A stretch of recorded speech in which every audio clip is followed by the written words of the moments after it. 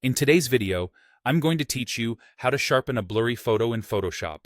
We'll take a soft image and bring back crisp detail using a simple, reliable workflow that keeps your edits flexible and clean.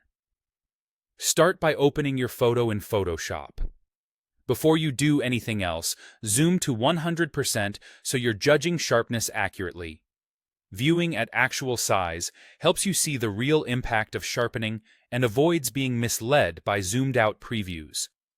In the Layers panel, right-click your image layer and choose Convert to Smart Object. This step is important because it makes your sharpening non-destructive. In other words, you can come back later and change the settings without degrading your original photo, which is especially helpful if the image is destined for different outputs like web or print. Next, go to Filter, then Sharpen, and choose Smart Sharpen. This opens a dedicated dialog that gives you precise control. Keep the preview box checked so you can see changes in real time. Use the small preview window to pan to key areas like eyes, text, or edges you care about most. Let's walk through the settings. Amount controls how strong the sharpening effect is. Think of it as intensity. Start modestly and increase until edges look defined, not crunchy. Radius determines how far the sharpening extends from edges. Lower values target fine details. Higher values affect broader textures. A good approach is to slowly increase radius until you see edges snap into focus. Then fine-tune amount to taste. These two sliders work together, so small adjustments can make a big difference.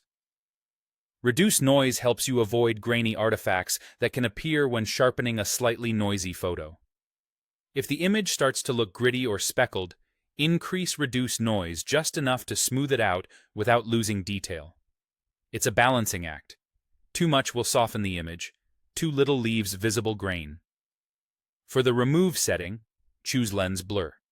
This option typically produces a cleaner, more natural result with fewer halos around edges compared to other methods, which keeps the image looking realistic. Once you're happy with the preview, click OK.